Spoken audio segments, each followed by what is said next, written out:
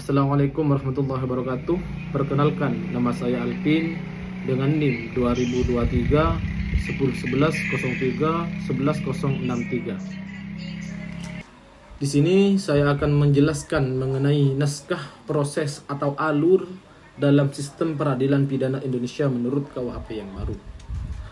Sistem peradilan pidana merupakan mekanisme penting dalam penegakan hukum di Indonesia. Melalui sistem ini, negara berupaya menanggulangi tindak pidana, penegakan keadilan, serta memberikan perlindungan hukum bagi masyarakat. Dalam praktiknya, proses peradilan pidana di Indonesia selama ini diatur dalam Kitab Undang-Undang KUHP Acara Pidana atau KUHAP, yang dimana menjadi pedoman bagi aparat penegak hukum dalam menangani perkara pidana. Namun sering berkembangnya zaman serta meningkatnya perhatian terhadap perlindungan hak asasi manusia, muncul kebutuhan untuk melakukan pembaruan terhadap KUHP yang selama ini berlaku. KUHP baru diharapkan dapat memperbaiki berbagai kelemahan dalam sistem hukum acara pidana sebelumnya, terutama dalam hal perlindungan terhadap tersangka, transparansi proses hukum, serta penguatan mekanisme pengawasan terhadap aparat penegak hukum. Oleh karena itu, dalam presentasi ini, saya akan membahas 3 hal utama di dalam KUHP tersebut. Yang pertama, pengertian sistem peradilan pidana di Indonesia. Yang kedua, proses atau alur penegakan perkara pidana menurut KUHP, Kitab Undang-Undang Hukum Acara Pidana yang baru. Terus yang ketiga, perbedaan antara KUHP lama dan KUHP baru dalam sistem peradilan pidana di Indonesia. Baik, selanjutnya saya akan membahas terkait pengertian sistem peradilan pidana. Sistem peradilan pidana adalah suatu rangkaian proses yang melibatkan berbagai lembaga negara dalam menangani tindak pidana, yang dimana yaitu melalui dari tahap penyelidikan hingga pelaksanaan putusan pengadilan. Dalam sistem ini terdapat beberapa lembaga yang saling berkaitan dan bekerja secara terpadu. Yang pertama itu ada kepolisian, terus yang kedua itu ada kejaksaan, yang ketiga yaitu ada pengadilan, dan yang terakhir yaitu ada lembaga pemasyarakatan. Keempat lembaga tersebut merupakan bagian dari sistem peradilan pidana terpadu atau Integritas Criminal Justice System, yang dimana suatu sistem yang menegakkan kerjasama antar lembaga penegak hukum dalam menanggulangi kejahatan secara efektif. Tujuannya yaitu yang dimana biar sistem peradilan pidana antara lain menegakkan hukum dan keadilan, terus melindungi masyarakat dari tindak pidana, menjamin hak-hak tersangka dan terdakwa, terus yang terakhir yaitu memberikan kepastian hukum. Dengan adanya sistem ini, setiap perkara pidana harus diproses melalui tahapan tertentu yang dimana telah diatur dalam hukum acara pidana atau yang disebut dengan KUHP. Selanjutnya kita akan membahas terkait alur proses perkara pidana menurut KUHP yang baru. Secara umum, proses penegakan perkara pidana terdiri dari beberapa tahapan yang dimulai dari penyelidikan hingga pelaksanaan putusan pengadilan. Berikut saya akan menjelaskan tahap-tahapan tersebut. Yang pertama yaitu ada tahapan laporan atau pengaduan, yang dimana itu proses perkara pidana biasanya dimulai dari adanya laporan atau pengaduan dari masyarakat kepada pihak kepolisian mengenai dugaan terjadinya tindak pidana. Laporan tersebut adalah pemberitahuan kepada aparat penegak hukum bahwa telah terjadi suatu peristiwa yang diduga sebagai tindak pidana.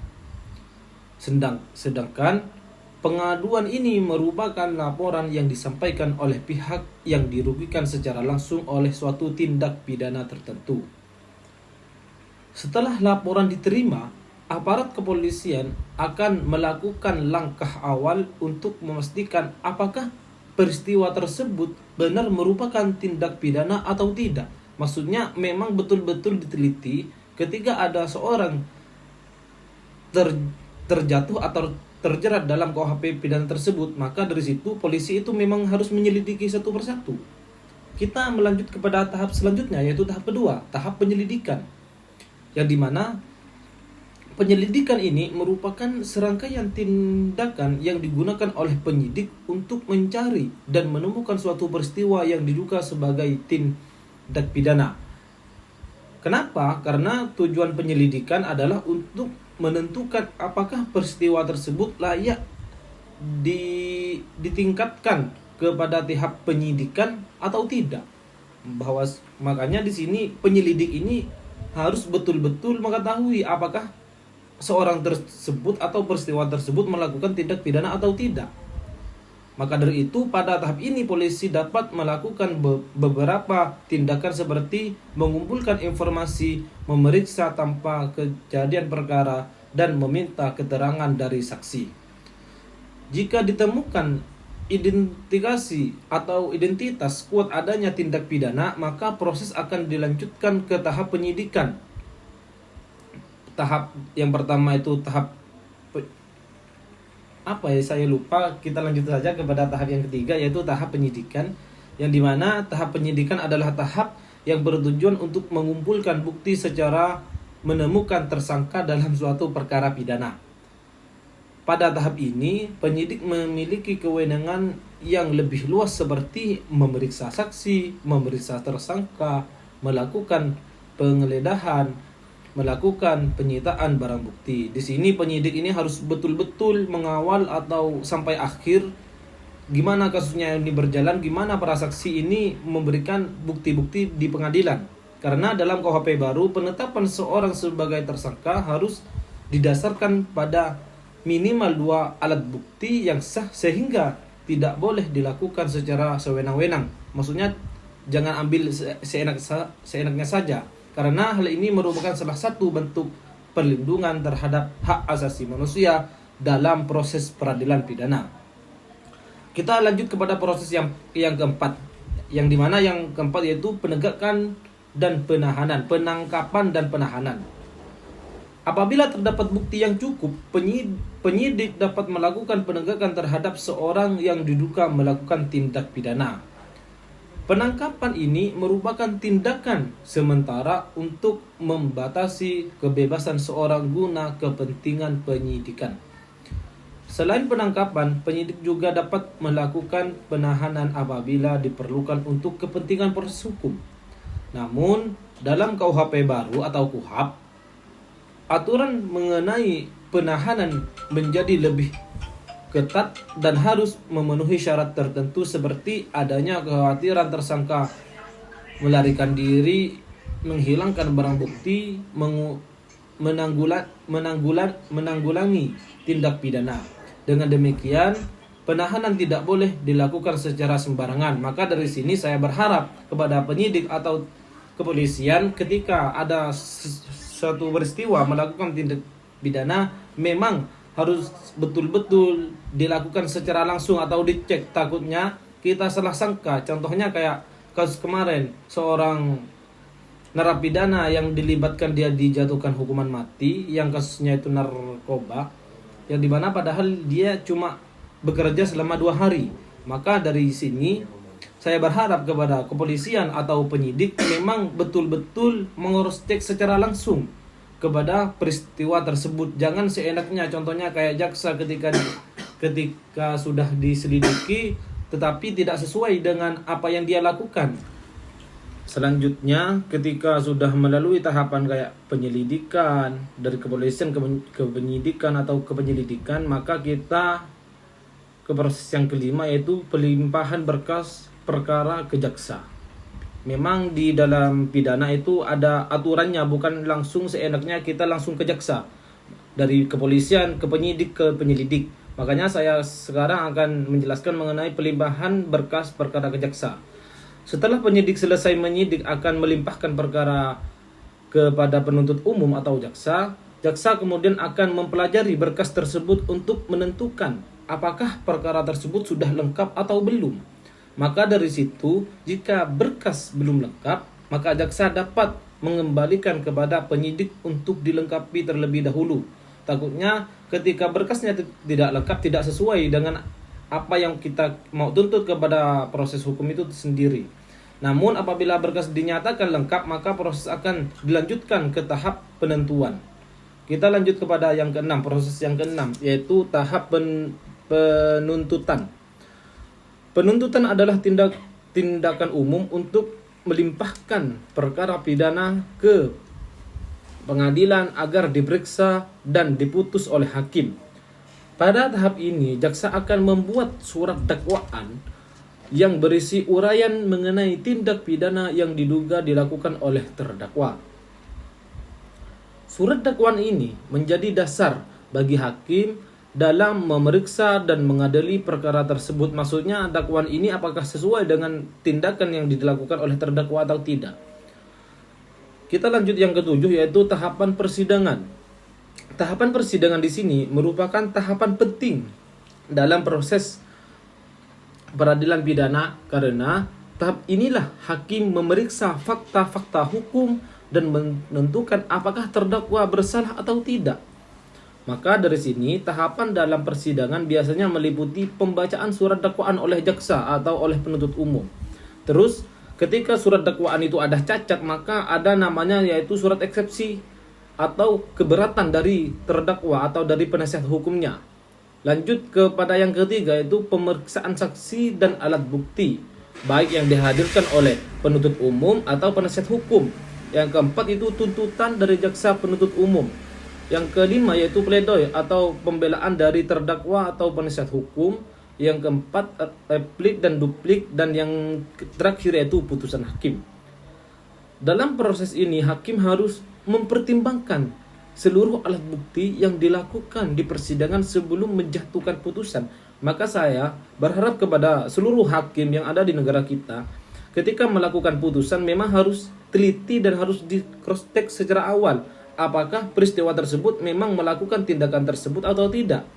Selanjutnya yaitu upaya hukum, yang dimana di sini upaya hukum adalah suatu pihak tindakan puas dengan putusan pengadilan, maka dapat mengajukan upaya hukum itu sendiri. Selanjutnya yaitu adalah upaya hukum, yang dimana jika salah satu pihak tidak puas dengan putusan pengadilan, maka dapat mengajukan upaya hukum. Beberapa faktor atau beberapa bentuk upaya hukum antara lain, yang pertama yaitu mengajukan banding. Ketika tidak puas dengan putusan hakim, kita bisa mengajukan banding. Yang kedua, ketika banding kita enggak puas, kita bisa mengajukan kasasi. Terus yang terakhir itu peninjauan kembali pada putusan tersebut. Kenapa? Karena upaya hukum ini bertujuan untuk memastikan bahwa putusan yang dijatuhkan benar-benar adil dan sesuai dengan hukum yang berlaku. Maksudnya tidak seenaknya hakim memutuskan kepada terdakwa yang memang tidak bersalah. Selanjutnya itu pelaksanaan putusan. Apabila putusan pengadilan telah memperoleh kekuatan hukum tetap, maka putusan tersebut harus dilaksanakan. Maksudnya pelaksanaan putusan ini dilakukan oleh jaksa sebagai eksekutor putusan pengadilan. Jika terdakwa dijatuhkan pidana penjara, maka ia akan menjalani masa hukum di lembaga pemasyarakatan. Lembaga pemasyarakatan ini bertujuan untuk melakukan pembinaan terhadap narapidana agar dapat kembali menjadi anggota masyarakat yang lebih baik sesuai dengan KUHP yang baru, kalau nggak salah di pasal 51 dan pasal 53 terkait penjelasan terkait narapidana ketika ada di penjara. Baik, di sini saya akan menjelaskan terkait perbedaan KUHP lama dan KUHP baru. Sistem hukum acara pidana di Indonesia diatur dalam Kitab Undang-Undang Hukum Acara Pidana yang diundangkan melalui Undang-Undang Nomor 8 Tahun 1981. Tentang hukum acara pidana ini, KUHP menggantikan sistem hukum acara pidana peninggalan kolonial Belanda yang sebelumnya tertuang atau disingkat HIR. Namun, dalam prakteknya, KUHP lama dinilai memiliki berbagai kelemahan, terutama dalam hal perlindungan hak asasi manusia dan pengawasan terhadap aparat penegak hukum, serta mekanisme pengadilan dan dalam proses penyelidikan dan penuntutan. Oleh karena itu, pemerintah dan DPR berupaya melakukan perubahan melalui rancangan KUHP baru yang diharapkan mampu menjawab tantangan perkembangan hukum modern. Berikut inilah beberapa perbedaan penting antara KUHP lama dan KUHP baru. Yang pertama yaitu perlindungan terhadap atau hak tersangka dan terdakwa. Dalam KUHP lama, perlindungan terhadap hak tersangka memang telah diatur, namun dalam prakteknya seringkali masih terjadi pelanggaran seperti penahanan yang berlebihan, penyiksaan dalam proses pemeriksaan atau keterlambatan pemberian bantuan hukum. KUHP baru mencoba memperkuat perlindungan tersebut dengan menegakkan dua proses of law, yang dimana bahwa setiap orang yang diduga melakukan tindak pidana harus diperlakukan secara adil dan sesuai prosedur hukum. Maksudnya tidak mengambil seenaknya saja. Berapa bentuk penguatan perlindungan tersebut? Yang pertama itu hak tersangka untuk segera mendapatkan penasihat hukum sejak tahap awal penyidikan. Terus hak untuk mengetahui secara jelas tuduhan yang ditunjukkan kepadanya, hak untuk tidak dipaksa memberikan pengetahuan. Terus yang terakhir, hak untuk diperlakukan secara manusiawi selama proses pemeriksaan. Dengan adanya pengaturan ini diharapkan tidak lagi terjadi praktek-praktek yang melanggar hak asasi manusia dalam proses penegakan hukum. Terus lanjut yang kedua yaitu mekanisme penahanan yang lebih ketat. Dalam KUHP lama, aparat penegak hukum memiliki kewenangan yang cukup luas dalam melakukan penahanan terhadap tersangka. Hal ini seringkali menimbulkan kritik karena penahanan dianggap terlalu mudah dilakukan meskipun belum tentu tersangka terbukti bersalah. Makanya di sini KUHP baru memperketat syarat tersebut, yang dimana penahanan dengan penegasan bahwa penahanan hanya dapat dilakukan apabila benar-benar diperlakukan untuk kepentingan proses hukum. Penahanan harus didasarkan pada alasan-alasan objektif, maksudnya tidak semena-mena melakukan terdakwa itu ditahan. Makanya di sini adanya kekhawatiran tersangka melarikan diri, adanya kemungkinan tersangka menghilangkan barang bukti, terus adanya potensi tersangka menanggulangi tindakan pidana. Selain itu, KUHP baru juga memperkuat mekanisme pengawasan terhadap tindakan penahanan. Kenapa? Agar tidak terjerat penyalahgunaan wewenang oleh aparat penegak hukum. Terus kita lanjut yang ketiga. Yang ketiga yaitu penguatan mekanisme pengawasan terhadap aparat penegak hukum. Salah satu kritik utama terhadap KUHP lama adalah lemahnya mekanisme pengawasan terhadap tindakan aparat penegak hukum, terutama terhadap penyelidikan. Makanya di sini diperkuat lagi di dalam KUHP lama, yang dimana pengawasan terhadap tindakan penyelidikan lebih banyak dilakukan melalui mekanisme. Namun ruang lingkup peradilan masih terbatas pada beberapa hal tertentu seperti sah atau tindakan penangkapan dan penahanan. Maka di sini KUHP lama yaitu menegaskan berupaya memperluas dan memperkuat mekanisme pengawasan tersebut agar proses penegakan hukum menjadi lebih transparan dan akuntabel. Dengan demikian, tindakan aparat penegak hukum dapat lebih terkontrol sehingga mengurangi potensi terjadinya penyalahgunaan kewenangan. Terus selanjutnya itu yang keempat, penguatan hak korban tindak pidana. Dalam KUHP lama, fokus utama proses peradilan pidana lebih banyak tertuju pada hubungan antara negara dan pelaku tindak pidana. Sementara itu, posisi korban seringkali kurang mendapatkan perhatian yang memadai dalam proses peradilan. Makanya di sini KUHP baru mencoba memberikan perhatian yang lebih besar terhadap korban tindak pidana dengan memperkuat hak korban terutama dari hak untuk mendapatkan perlindungan, hak untuk memperoleh informasi mengenai perkembangan perkara, dan hak untuk memperoleh ganti kerugian atau restitusi. Maka dari situ mewujudkan bahwa sistem peradilan pidana tidak hanya bertujuan menghukum pelaku, tetapi memberikan keadilan bagi korban. Maksudnya di sini bukan hanya KUHP baru yaitu mempersulit, akan tetapi memperudah dalam mekanismenya, dalam hal sidangnya itu kayak apa. Di KUHP baru itu mempermudah terhadap terdakwa. Terus yang kelima itu modernisasi sistem peradilan pidana. KUHP baru juga berupa penyesuaian sistem peradilan pidana dengan perkembangan zaman, termasuk perkembangan teknologi informasi dan tuntutan transparansi dalam penegak hukum. Beberapa perubahan yang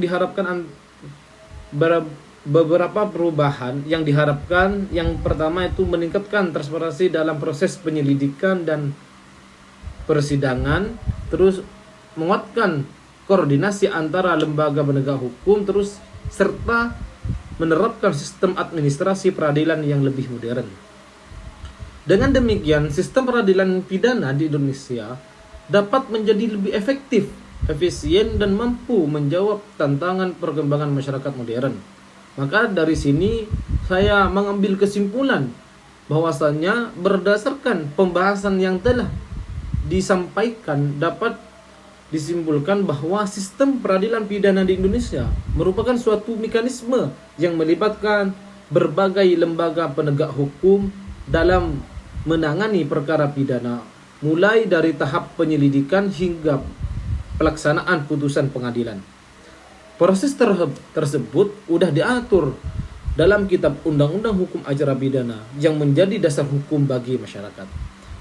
Maka di sini penegak hukum dalam menjalankan tugas dan kewenangannya melalui sistem ini, negara berupaya mewujudkan penegakan hukum yang adil, memberikan perlindungan kepada masyarakat, serta menjamin kepastian hukum bagi setiap orang.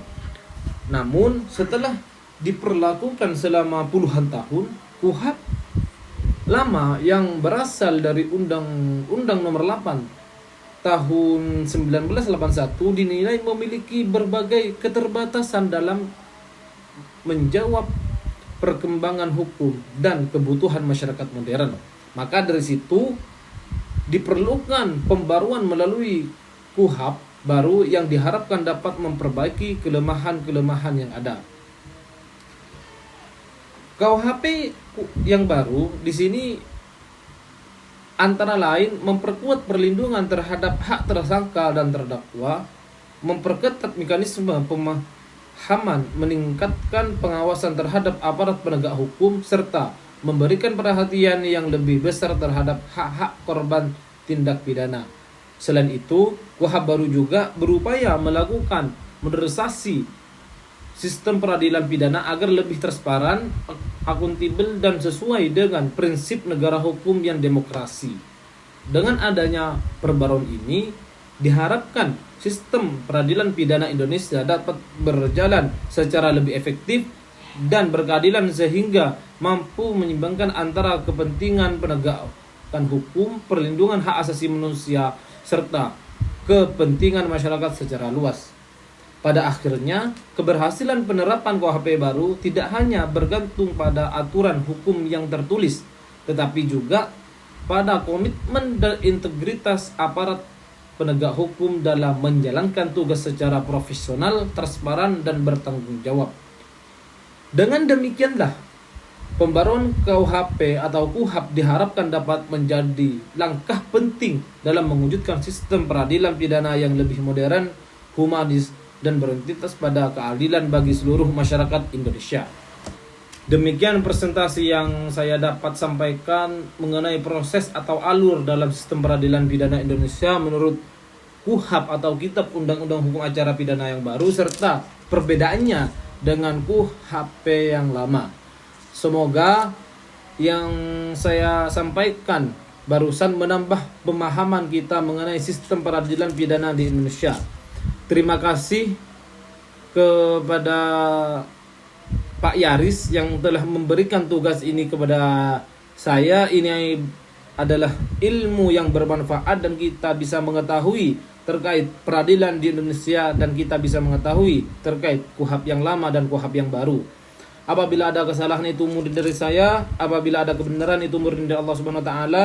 Akhiran minni, Assalamualaikum warahmatullahi wabarakatuh.